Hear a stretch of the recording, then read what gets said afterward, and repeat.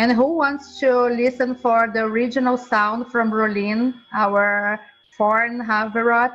Please choose the English, the original sound, okay? Thank you for the presence of everybody.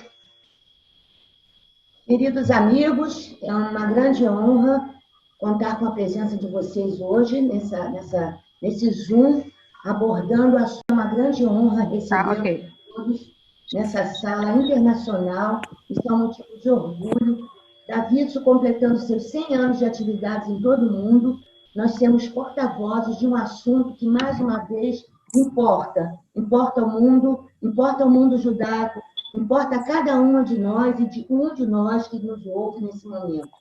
Receber a Rolene como porta-voz da WIZO Mundial, Public Relations de renome internacional, receber amigos, porta-vozes da voz do universo judaico para todas as outras gerações, é um motivo que nos orgulha, nos entristece pelo assunto que vamos tratar, mas é um motivo de estarmos atentas. É um momento de aflição e a WIZO, nos 100 anos de sua existência, mais uma vez se orgulha de ser porta-voz daquilo que importa ao mundo judaico, ao mundo das Haverot, ao mundo, enfim, à humanidade. Estamos vivenciando momentos de aflição e é preciso estarmos todos sabedores do que se trata, sabedores das mensagens que afligem nossos irmãos, tanto em Israel, e podem vir a afligir em todo o mundo na universalidade. Eu tenho um grande orgulho de compartilhar esse momento com Haverot da África do Sul, de Israel, dos Estados Unidos, enfim, toda uma comunidade e do Brasil inteiro, e agradecer a todas esse empenho, de cada uma seja porta-voz em sua comunidade, dessa problemática, daquilo que estamos vivenciando. É um grande orgulho contarmos com a participação da Rolene Max, que é porta-voz Public Relations da WIZO Mundial, uma pessoa do maior gabarito e que vem hoje tratar desse assunto que é um alerta. E eu tenho muito prazer, então, agora, de encaminhar o encontro para a Daniele Balaciano, representante a vivo da WIZO Brasil, que vai conduzir o encontro. E espero que todas apreciem. Daniele, com você. Eu vou ler um pouquinho do trabalho da Rolene.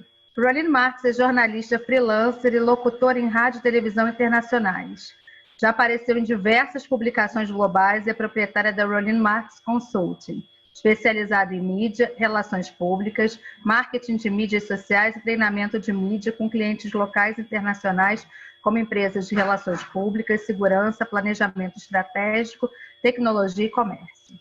Rolene pode ser encontrada todo dia na Rai FM, uma estação de rádio de Joanesburgo, e foi convidada a falar para públicos internacionais, incluindo Brasil, Alemanha, Austrália, África do Sul, Israel e outros. Em 2007, Rolene é cofundadora da Lay of the Land, apresentadora do Israel Brief no YouTube e cofundadora do Fórum de Política África do Sul Israel, de Middlesex, em Londres. Então, agora vamos dar a palavra para a nossa convidada. Bem-vinda, Rolene. Thank you, guys. Obrigado. That's the only Portuguese word I know, so everybody don't get too excited. Welcome to everybody, and thank you to WIZO Brazil for this opportunity. And I'm so glad to see so many of you from around the world, good friends in South Africa. You know who you are. I see you there. Friends here in Israel, and also special friends just around the corner here in Modi'in. And I see many of you from the USA, from Holland, from Belgium, from all over the place. So this is really the spirit of our global WIZO family. And I'm so thrilled to see people who are new to our family join us tonight. It's a very important topic that we're going to be discussing. I'm going to speak for about 20 minutes, and then I'll take your very, very important questions. Ladies and gentlemen, we are in the middle of something that is quite extraordinary as far as the world is concerned. Not only are we going through a global pandemic together, you know, we're all in this together, but we're witnessing a tremendous movement for social change and it does have effects on us as an organization, and it does have effects on us as Jewish people. And it also has to have a bearing on the way that we speak to the younger generation, what they respond to, the messaging that gets them motivated. We were all absolutely shocked and horrified some 2 weeks ago at the footage of George Floyd, a black man who, right before our very own eyes, for those of us who have seen the footage, literally being murdered before our eyes.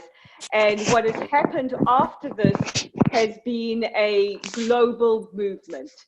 Now, it's not new. We have to look at where this movement comes from, how it has originated, and what impact it is having on us. It's not just something that we thought would be unique to the United States. It's something that has reared its head as recent as yesterday in the streets of Paris, and it's not going anywhere. And it's something that we're going to have to learn to adapt to, how to deal with, and how as a global community of Jews, how to deal with it. So let's first take a look at Jewish history, and Jewish history as far as race relations are concerned. In countries all around the world, the Jewish community have been very, very involved in working for social justice. In the United States, Jews were part of the civil rights movement, who marched with the Reverend Dr. Martin Luther King, who were there in Selma, who were there as part of the Peace Corps from the beginning of the civil rights movement in the 1960s towards its peak in the late 60s and 70s. In countries like South Africa, Jews were very much part of the anti-apartheid movement, fighting for racial equality. In fact, the Jewish community fought disproportionately to its size for the end of the oppressive apartheid regime. For many of you in South America, I don't have to tell you, we've had a presence in helping to deal with fascism. In other parts of the world, we were there right in the front row to deal with communism. We cannot forget those very, very iconic images of "Let My People Go." So as far as social justice movements are concerned, Jews have been part of the foundations, part of I'm just going to ask, for the purposes of the feedback that I'm getting in my headphones, if you can all mute your microphones, please, because I am picking up messages coming on phones and a lot of movement in the background. It's a little bit distracting for me. So if you don't mind, please mute your phones and your devices and your microphones. Awesome. Thank you, guys. So let's also now take a look at Black Lives Matter, because this is the focus of what we're here tonight to chat about. Who is Black Lives Matter? And we almost have to make a separation between the slogan and the movement. Now, police brutality is nothing new to the United States of America. It has been a phenomenon that has taken place over decades. But what has happened since 2016 is that at least 60 Black organizations around the United States got together. They said, enough is enough. It cannot keep happening that people who are what they call DWB, driving while black, or being arrested or being suspected, should face this kind of level of police brutality that we are seeing. And we saw it in the 90s with Rodney King. We've seen it over the last couple of years, but it really, really came to an almost explosive head with the killing of George Floyd. This wasn't the first incident of police brutality, and this particular incident was extremely brutal in what happened. With social media and camera phones today, those images were able to be captured in real time and broadcast through platforms like Facebook and others around the world. I don't know what was more upsetting, the fact that we were watching a man die before our very eyes, or the look on the police officer's face. He really didn't care. And as much as people said to him, let him go, turn him over, he cannot breathe, he cannot breathe, the more he sat with his knee on his neck until George Floyd was no longer with us. And with that, with this image has come out this tremendous, tremendous rage. And the Black Lives Movement organization has galvanized this. They've brought this together. They've drawn on the anger, the frustration of the Black community across America, the outrage that people have seen from around the world, and they've pushed this movement forward. And their initial platform was to stop police brutality and work for equality and fight for racial justice. Now, where it becomes a problem for the Jewish community around the world is that amongst these 60 organizations, there are several organizations that are anti-Israel or anti-Zionist. In fact, in the Black Lives Matter platform, it accuses the United States of being complicit in the genocide taking place against the Palestinian people and providing aid to an apartheid state. And this language is inflammatory.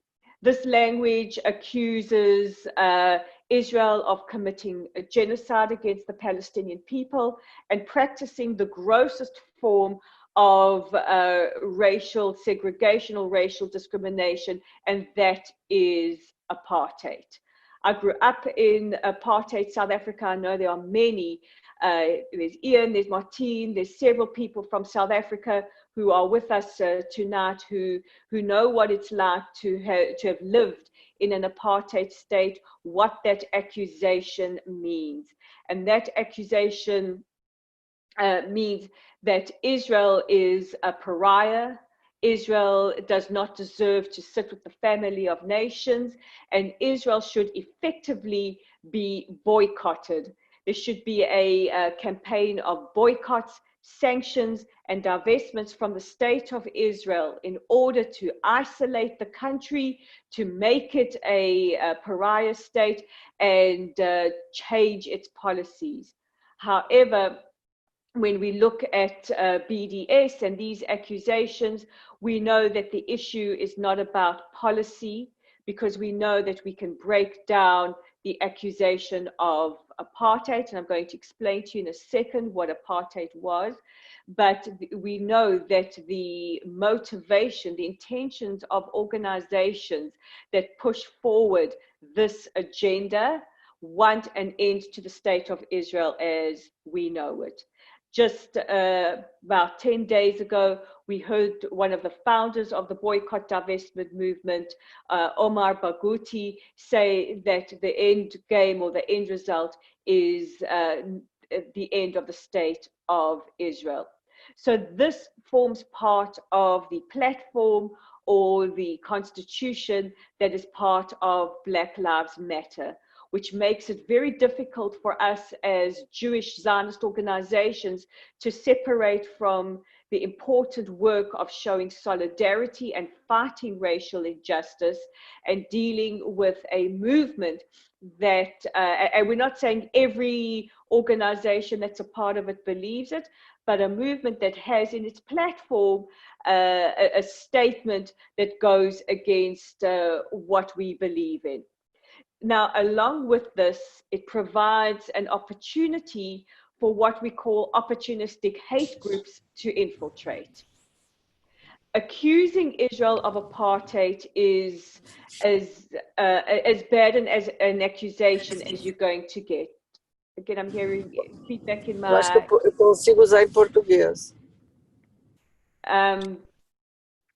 Apartheid is something, first of all, and we have to understand this, that is very unique to South Africa. No other country other than South Africa experienced apartheid. Yes, in the United States, there were laws like the Jim Crow laws that were discriminatory. We see in Australia, white-only Australia, that had discriminatory laws, and around the world in various degrees. But South Africa is very unique. Apartheid, which was represented in every single law, governed every single facet of a person's life. And these laws were based on a system of racial separation and racial discrimination. These laws that were legislated in South Africa governed everything from where a black person could sit in a park, to where they could go to the bathroom, to who they could marry, to where they could study, to where they could own a property, if they could own property. Every single aspect of a black or non-white person's life in South Africa was governed by the system of discriminatory racial laws. This is not the case in the state of Israel. Is there racism in Israel? Absolutely. It is wrong, and it exists here, and it is something that we need to eradicate or fight. But it is not apartheid. The accusation of apartheid is extremely deliberate. BDS know it. BDS understand the power of getting together 60 organizations to form a movement. They understand the power of major movements, and especially when the movement is based on race. Now, it's very, very important that we show solidarity, because it's enough. It's enough with racial injustice. And we also, as a minority community, know that we are victims of racial injustice. We can see it every single day, and especially with the spread of coronavirus around the world, where we are being blamed for the creation of the virus and the spread of the virus. But what we have here is another phenomenon that raises its head, and that is called intersectionality. That is where the hatreds intersect. The BDS hatreds of Israel intersects with the other kind of isms, hatreds of Israel. So I'm going to explain that to you. So what does intersectionality mean? Intersectionality basically draws together the common sufferings of people. My suffering as a black person is aligned with your suffering as a woman, or your injustice that you experience as a woman, and your injustice that you experience as part of the LGBTQ community, and your justice that you experience as another community. All our injustices are the same. And we recognize not injustices that Jewish people face, because we put them in the group of privileged white, but we recognize the injustices that the Palestinians face. That's not to say that Palestinians don't face injustice, and we can have the conversation, but where it becomes a problem for Jewish communities around the world is what we see today. Black Lives Matter has created an environment for opportunistic hate groups like Deadly Exchange, which are now blaming the actions of police brutality on the state of Israel. That it's Israel's fault that the police officers know to put their knee on the neck of a black victim. It's Israel who trains police to be brutal. We see it in other movements. We see it in the movement for feminism, we want to work together for gender equality, except if you identify as a Zionist or you identify as a Jew, you are not welcome in the movement. And again, we as a women's movement say we identify with the feminist movement. I mean, Zionism basically gave the world feminism. WIZO gave the United Kingdom suffragettes. Some of the leaders of the suffragette movement came from WIZO. But what they are saying is, by the definition that you are Zionists, you can't be a Zionist and be a feminist. That was Linda Sarsour that said that. We see it again with the LGBTQ movement, when we've seen marches in solidarity or for LGBTQ pride, like we saw in Chicago. We see everybody's welcome except those who identify as Zionists. The Magen David on the rainbow flag is seen as a symbol of persecution. So we have these opportunistic hate groups that have recognized that if they infiltrate a movement like Black Lives Matter, they are able to spread that message, and they are able to spread it very effectively. In Los Angeles, we had, and please pardon my language, fuck Israel, free Palestine sprayed on synagogues. We saw it in Paris yesterday, where there was shouting out Sale Juif, dirty Jew, and blaming or bringing issues with the Palestinians and blaming Israel for police brutality and racial prejudice into the Black Lives Matter marches.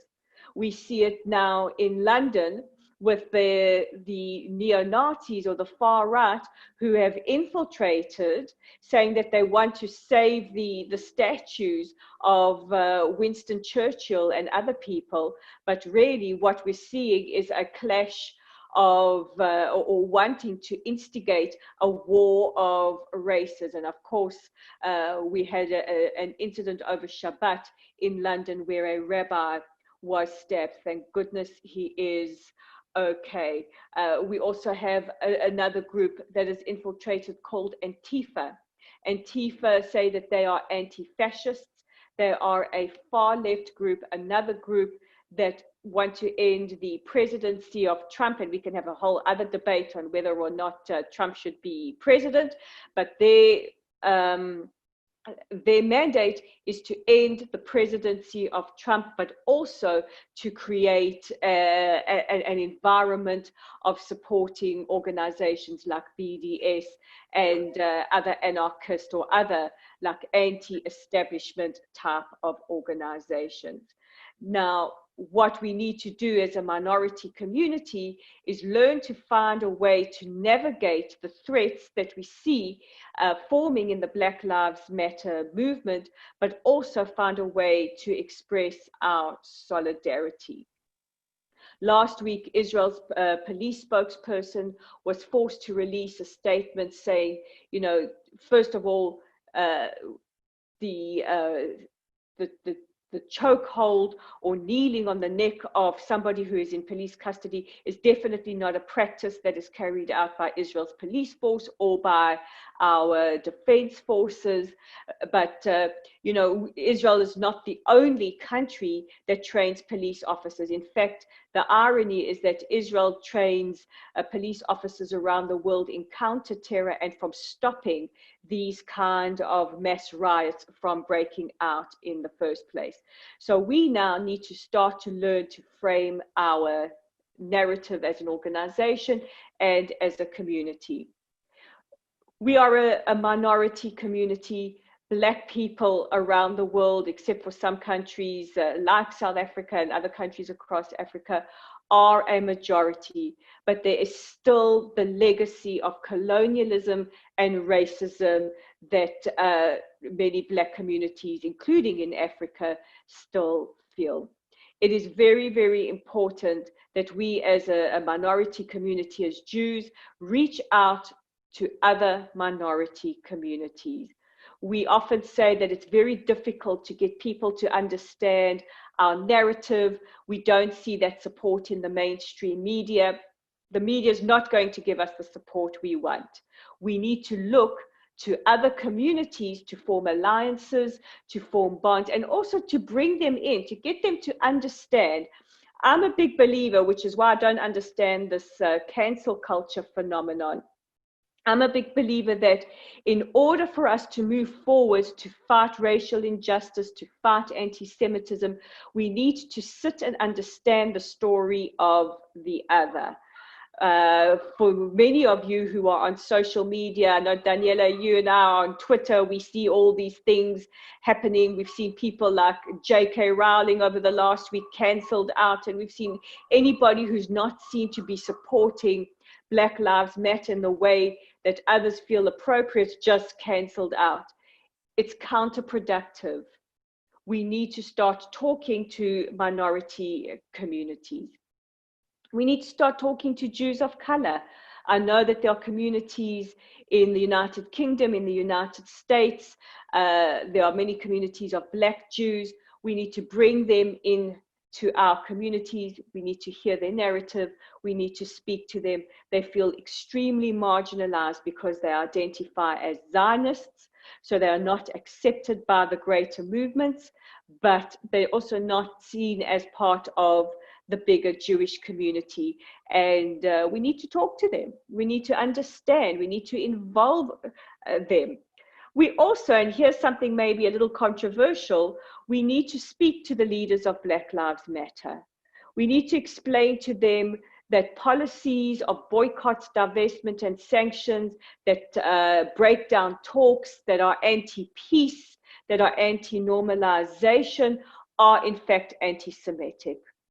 If you're going to focus on one conflict at the expense of other conflicts around the world, you might be showing that you're anti-Semitic.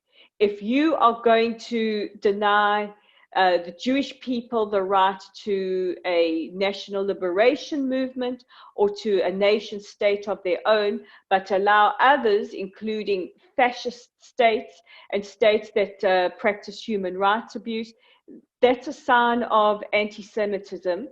And not all Jews are white. We don't all have, white skin and look the way you expect us to look.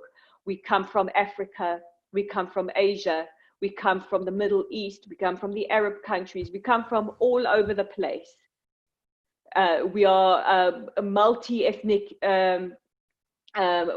are multi-ethnicities. It's a long day, guys. It's like 9,000 o'clock here in Israel. And we need to contact these leaders, and we need to listen to their narrative and have them listen to our narrative, because it's the only way we're going to get them to understand why we see some of their messaging as frightening and as anti-Semitic and also as alienating to us. We also need to look at how we speak to the younger generation.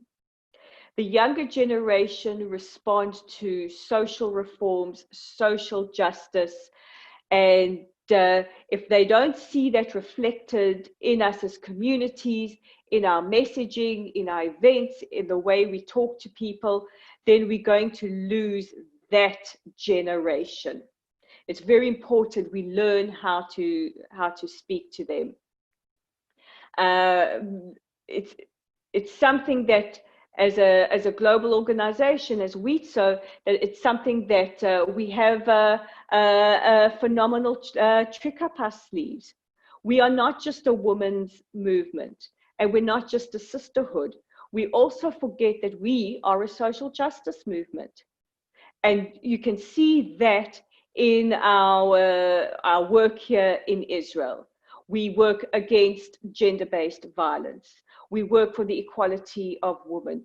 We work for the empowerment of minority communities. We even have a federation of Druze women, something we don't speak about very often, maybe out of respect for them, or maybe because we're so busy focusing on so many other things that we forget this. We represent Israel, which is a multicultural state, we have 82 different ethnicities, so many different languages that we learn to navigate. We are an organization that is at the forefront of lobbying for the equality of women in all aspects. We work very closely with minority communities, in the religious communities, in the Arab communities. We give them political empowerment tools so that they can work for the improvement of their communities. These are some of the messages that we need to be getting out. The problem for WIZO, which is a problem while we cannot be tweeting out or putting out hashtag Black Lives Matter, is not only our concern because they have these clauses in their platform that supports BDS, but also we're an apolitical organization. And aligning ourselves with a political movement has political consequences for us. So our challenge now is to find ways to show solidarity, to work for social equality, for racial equality, and against injustice, but also to respect the fact that we are a Zionist organization that supports Israel, that supports the Jewish people's right to a nation state and to a national liberation movement and identity. And my clock is telling me I'm going on for too long and that people have questions, and I see them starting to come in. Okay, so I've got here a question. I'm going to take people's questions now.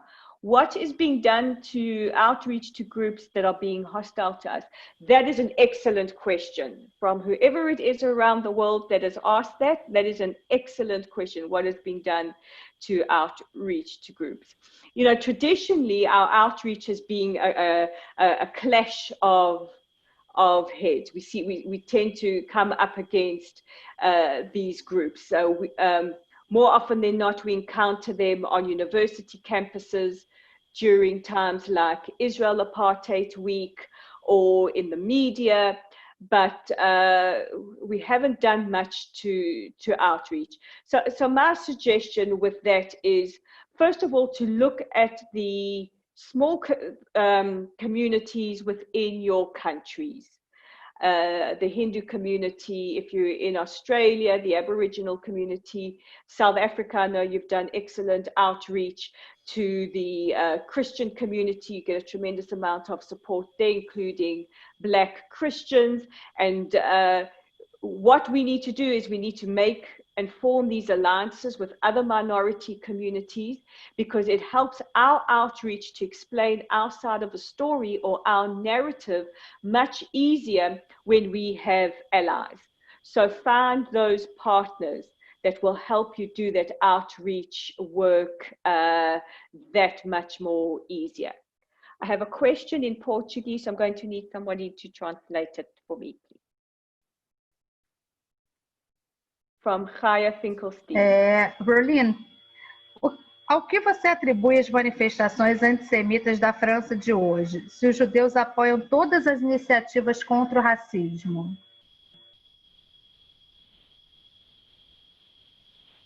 Also a fantastic question.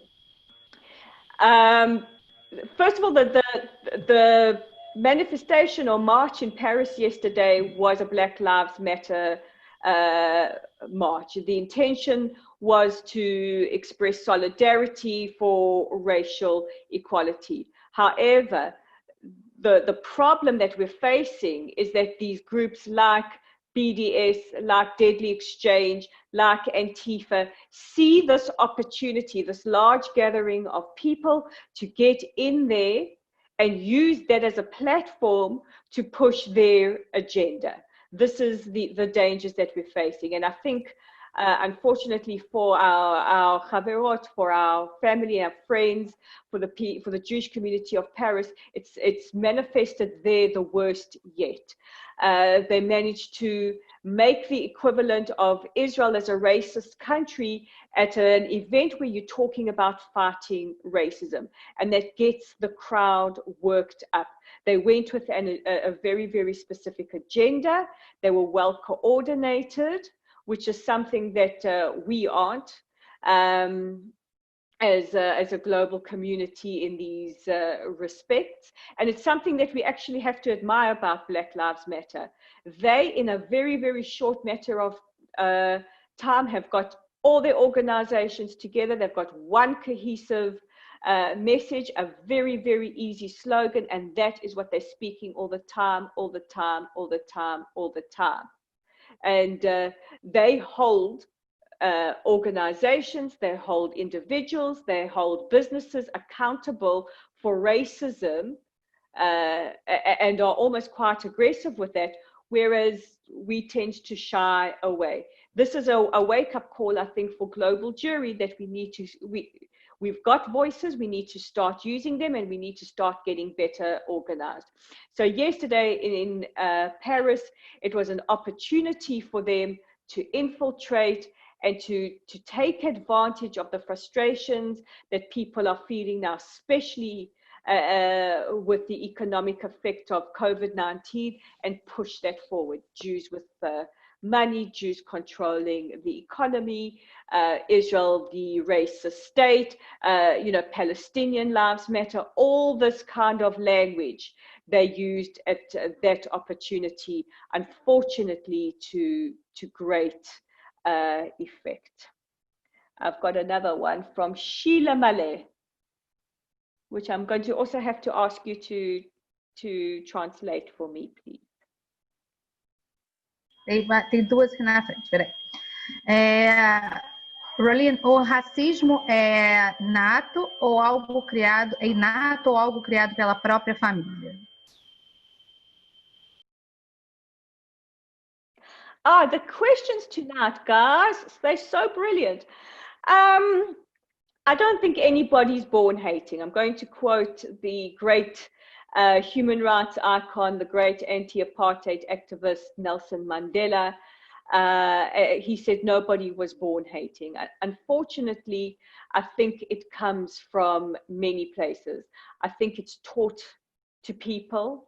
You know, having been a victim of anti-Semitism myself, I was a little girl at school when I was told, my mommy says no filthy, dirty Jews allowed in my house. That's pretty self-explanatory. It came from the family. You know, I grew up in a country where everything's centered around race, and we were taught in school and we were taught in the media that Black people were inferior to us, that the laws of the land basically to separate us were there to protect us. And if it wasn't for a Zionist youth movement, I probably wouldn't have been educated otherwise to question. I would have just accepted what I was taught. And unfortunately, this is the situation. Education is the most important foundation in fighting anti-Semitism, in fighting racism, in fighting prejudice of any kind.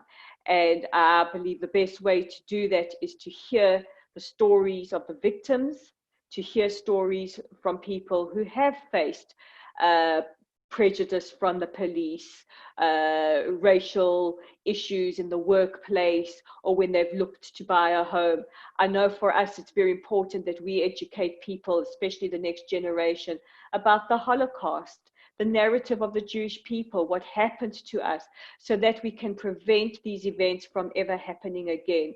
So I think now what we need to do is we need to be very, very conscious and very, very committed to making sure that the language that we use, especially to speak to our children and to our grandchildren, is one of tolerance, is one of acceptance, and is one of listening. Listen to the other side so that we can understand where they come from. One of the great problems that we have with organizations like BDS is they don't want normalization. They don't want Jews and Palestinians talking to each other. They don't want dialogue. And that has to be our message. Our message has to be, we need to speak to each other. Dialogue is the only way that we break through the barriers and we can start to teach tolerance. We can start to teach acceptance. We can start to understand the other. And maybe it's something that we need to do more here in Israel is listen to the other side and have them listen to us, understand why maybe we are fearful, maybe we are mistrustful. And those are the only ways where we find a path forward. Goldie, it seems BDS is hijacking most of the movements that deal with injustice, even in colleges around the USA. Can we as Jews counteract this? We have to counteract it. It's an excellent question, Goldie. And colleges, and especially in the United States, are a breeding ground for intolerance and for racial prejudice. And it's very difficult for Jewish students to go onto campuses because very often they are victimized, they are sometimes physically harmed.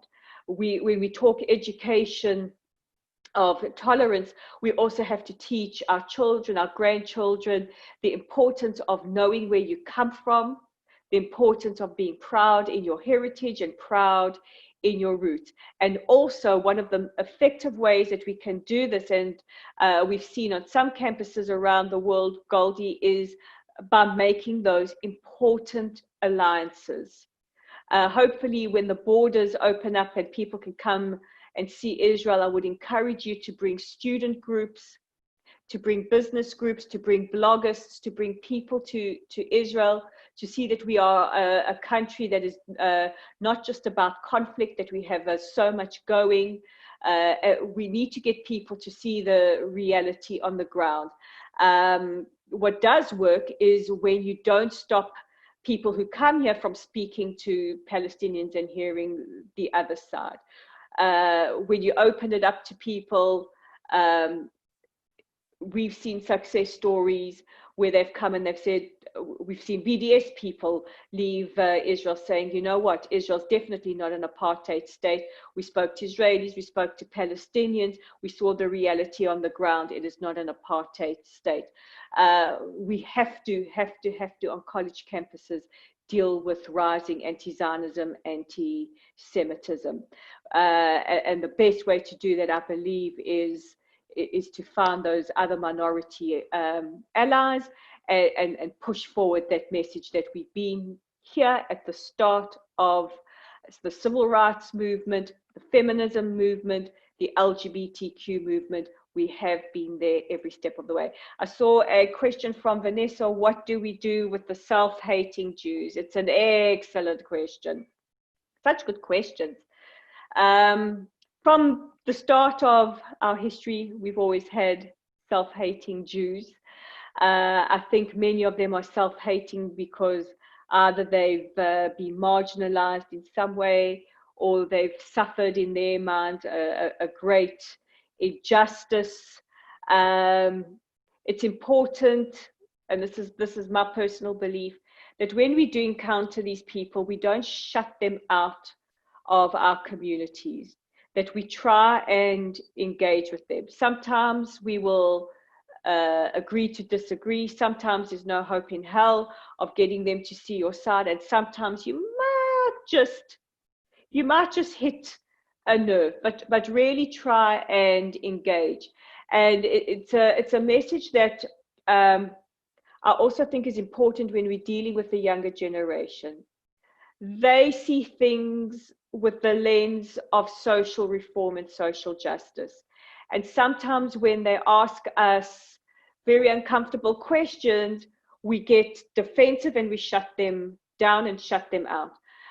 We really, really have to try not to do that. Let them ask those difficult, uncomfortable questions, because let's start a dialogue. Let's hear what their concerns are, and let's use it as an opportunity to teach, to educate them, to explain the nuances and the narrative to them. We're not always perfect. Israel's not always perfect. Sometimes we make epic mistakes, but you know, we're not the monster that the world wants us to be, and it's important that we know how to frame our narrative so that we can and use the correct wording that appeals to different communities and to the different generation. I've got another question here. There's so many. What are we doing to remove the anti-Semitic paragraph about Israel's genocide and apartheid in the Black Lives Matter Declaration of Principles? Okay, so I know that many academics, many leaders have written about the fact that that needs to be dealt with, you know, that we want to show solidarity with them as a global community, but we feel marginalized by that statement. There was an excellent comment from a friend of mine, a phenomenal activist. Her name is Ashago Araro. She's Ethiopian. She's a Zionist. She's a lioness. She's magnificent. She's such a queen. She said, you know, just because we're shut out of the Black Lives Matter movement doesn't mean we don't think Black Lives Matter. And I really think that once, sorry, I've got Jackie here, he's objecting. So if you hear any weird cat sounds, that's Jack. He wants to participate too. I think that if we have any opportunities as leadership to engage with the leadership of Black Lives Matter, it's one that we should take. I don't think that we should be fearful. I think that if anything, now is the time to engage with them on issues dealing with prejudice and with social injustice. And it might be an opportunity away from the pressure to help them understand where we come from, why we see it as such, and also maybe to encourage them, once borders are open, to come and visit Israel and see the situation for themselves, not just to hear from one group like BDS, but also to hear from Israelis, to meet with ordinary Israelis, to meet with the Jewish community and understand where we come from. This is the Krivorot family from the USA. Hello, USA. Many Jews, including rabbis in the USA, are supporting hashtag Black Lives Matter as a powerful thought, in spite of their positions regarding Israel. At this point, if you don't support the Black Lives Matter or the Black community, they understand that it doesn't matter for them, and this is the position that white supremacists are taking. So we second Nina Shaw's question. We have to support and influence. It would be a missed opportunity for us as Jews if we don't take a strong stand. And I agree with that, and that's the issue that we face here. We do want to see, because I believe that it's part of our Jewish values, it's part of our Zionist values, that we support racial equality, we support social justice, but we have to do it in a way that also is true to our values. We have to be seen as supporting the philosophies, the intentions of the movement. And maybe this is a time for debate and discussion with the Black Lives Movement leadership, that, you know, here we are supporting you despite the fact maybe that you've got something in your platform that fundamentally goes against everything we stand for. We want to appeal to you to understand where we come from. It's the only way that we all get to do better, to be better, to move forward. Is there any item in Black Lives Matter declarations that includes BDS politics? Can you explain? Yes, Rolene, there is a clause in their platform that says that the United States, by giving Israel weapons, by giving Israel funding, is complicit in the genocide taking place against the Palestinian people.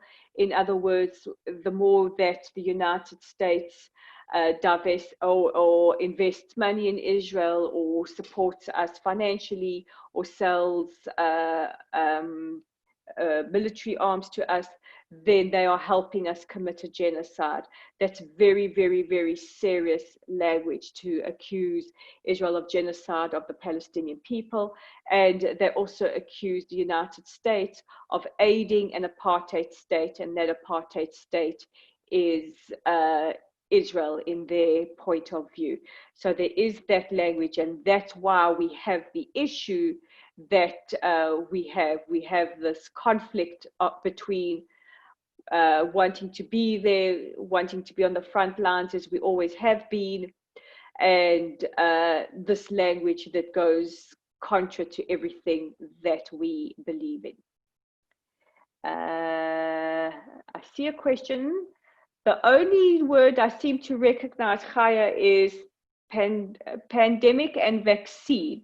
So if somebody could kindly translate from the Portuguese to me so that I can answer you. Eu acho que alguém mandou em particular para ela.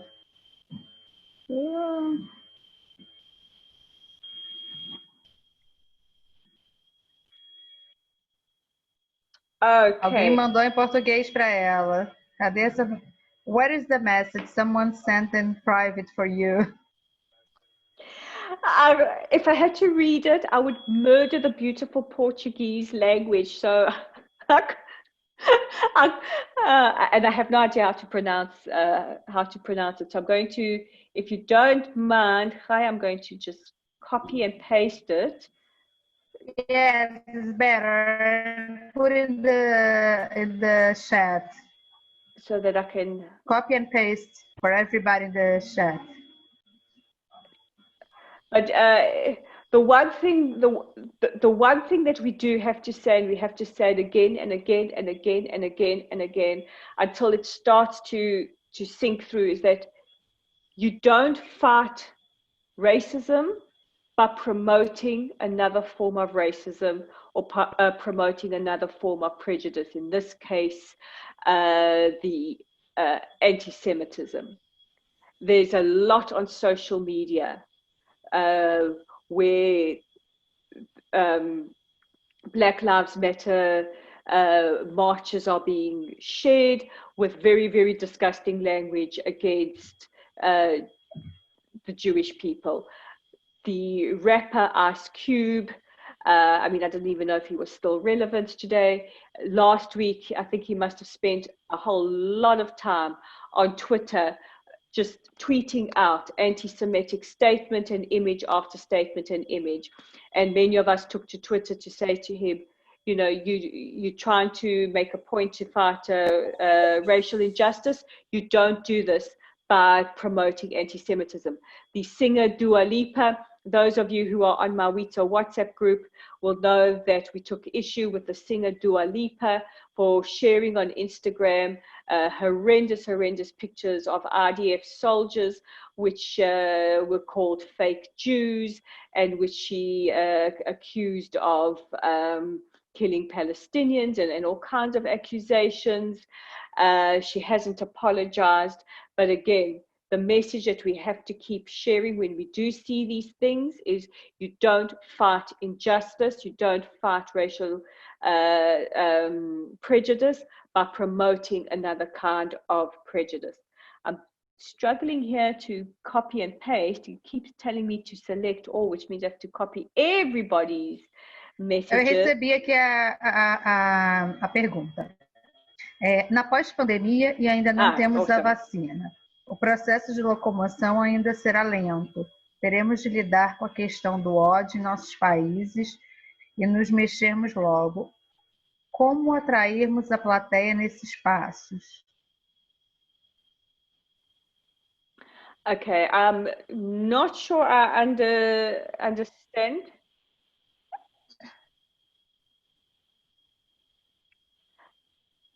Okay, so I'm going to try and give what I think is the answer.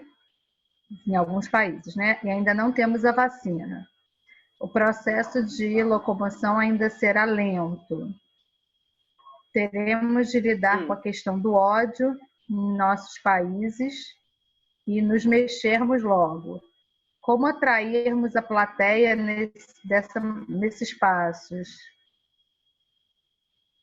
I think it's very important that we put out the messaging that we stand for racial equality, that we as an organization, we as individuals, we as businesses, we as a community will not allow for any intolerance of any kind, that the space has to be a space of equality.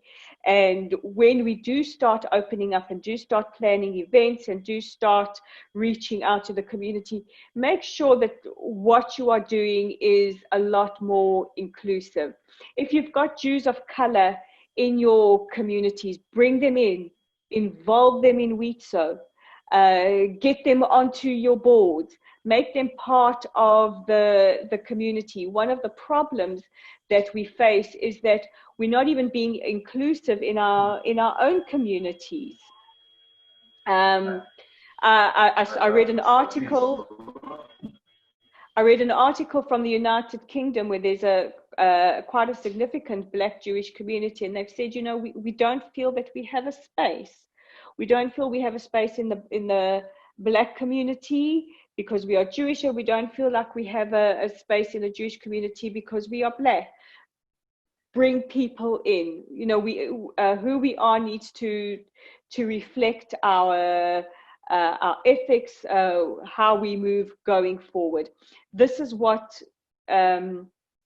younger people are attracted to, and this is why many organizations are not connecting with the younger generation, because we're not seen to be inclusive, we're not seen to be dealing with the issues that they feel are important.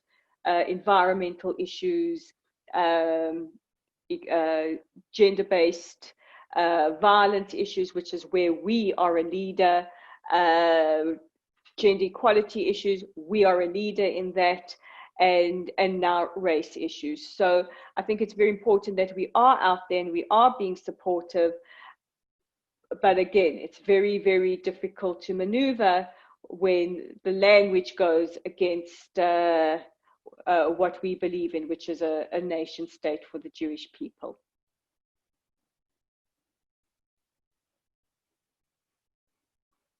Are there any more questions? A lot of shaloms and hellos. I've got a hello from Miami, a hello from Vienna, a shalom from South Africa.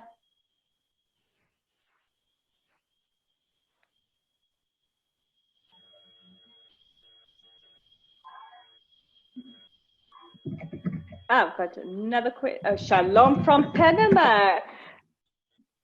Estella, so good to have our Panamanian wonderful Chaverot join us. It's so lovely to see so many of you from around the world.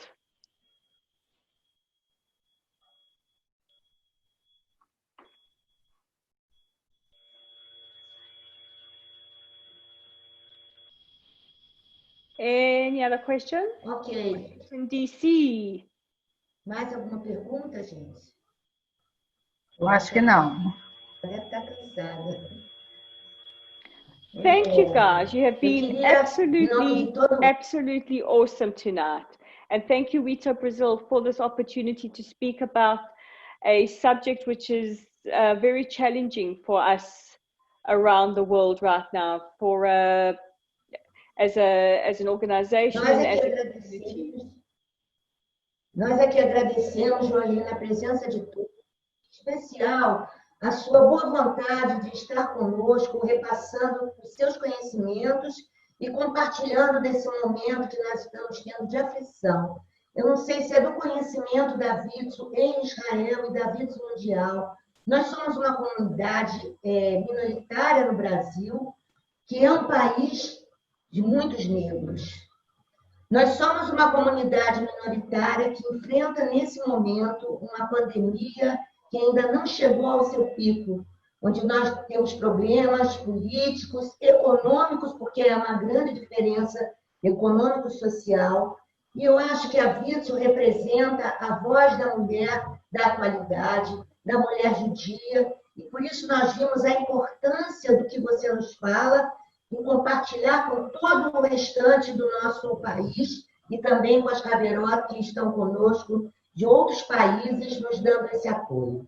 Eu queria imensamente agradecer a você, essa sua boa vontade. Nós sabemos que é tarde já em Israel, domingo é um dia para vocês de trabalho, mas eu acho que foi de um empréstimo sem fim.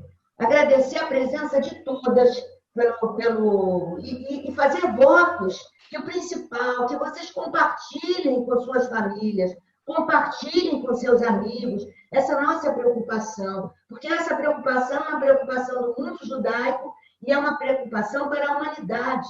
Não basta dizer nevermore, nunca mais. Nós precisamos estar alertas, precisamos estar compactando dessa mensagem, de estarmos presentes, de fazer tudo o que importa e o que é possível.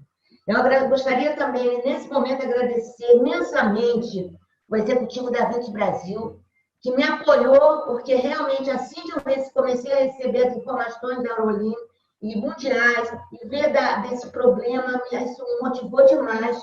E de dizer que nesse momento, nesse importante momento, o que mais me gratificou foi ver a parte a vivo da WIZO Brasil e nos estados nos dando apoio. E isso talvez seja o mais bacana de tudo, de vê-la representada pela Chaveró Daniele Pitac, que se prontificou a agilizar o encontro, munindo de toda a parafernália do Zoom, que para nós até então era desconhecida, e de agradecer imensamente a Érica Zalban-Allen, também membro da WIZO Aviv, pela linda tradução simultânea que ela realizou junto com o Guilherme Esteves, seu amigo. Eu acho que isso nos deixa assim, muito fortes e muito gratas. E de agradecer também ao Reinaldo Dias de Moraes, que esteve aqui compactando esses momentos todos, fazendo tudo acontecer. Eu acho que esse foi um momento ímpar, que nós esperamos repetir, não por esse motivo, mas por outros motivos. Nós que há 100 anos estamos na luta, pretendemos ainda estar muito tempo ainda fazendo aquilo que importa. Lembro a todas que estamos em vias de uma campanha mundial e nacional em prol de Israel, em prol das instituições da WIZO, em prol do fortalecimento das instituições WIZO em Israel. E que nós contamos com todas nesse momento de união. Muito obrigada, WIZO Mundial, na pessoa da senhora Esther Mor, Anita Friedman e toda uma equipe que trabalha por trás desses bastidores, a Trisha Schwarzer, que é também diretora de comunicação. E mais uma vez, Rolene, muito obrigada. Muito obrigada mesmo. Foi muito importante a sua fala. Daniela, se quiser falar alguma coisinha, ou Érica, eu deixo para vocês para encerrar o encontro. I want to say thank you, guys. You know, we're at a difficult time in global history with the corona. It brought a challenge that none of us saw coming, and especially in our 100th year. And we are not able to do anything that we do here in Israel without the support of you guys. And I know that times are difficult in Brazil. You face tremendous economic challenges, political challenges, and now with Corona. But I just want you to know that even though you can't see it every single day, right here in Israel, we are able to achieve what we achieve.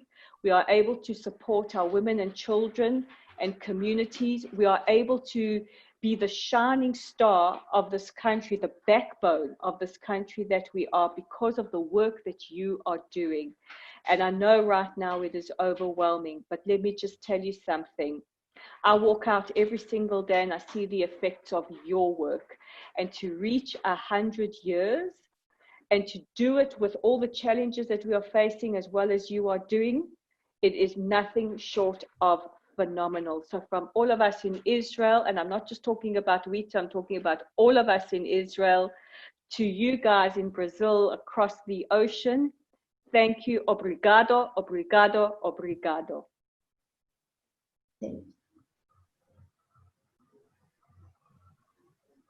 Podemos encerrar? Alguém quer falar mais alguma coisa, Daniele? Algum membro da WIZO Brasil? Bye, Rolene. Thank you. Tchau, boa tarde. See you later. Good night, guys. Thank you, tchau. Tchau, tchau. Obrigada a todos. Bom restinho de domingo. Bye, guys. Thank you. Leitraot. Parabéns, Nelly. Muito bom, viu? Muito bom. Realmente uma aula espetacular. Muito bem. Parabéns. Bom ver vocês. Pois é, bom ver Muito vocês. bom ver vocês aqui. Realmente são muitos desafios, né, pela frente. Muita coisa para a gente pensar, né? Exato, exato. Mas a gente vê uma palestra, um depoimento assim, é muito bom, né? Muito animador até, muito desafiante, né? Coisas para a gente saber que às vezes a gente nem percebe, né? Que existe por trás das coisas. Mas foi bom te ver. Boa noite, Um obrigada. grande, Parabéns. Cris. Boa noite a todas.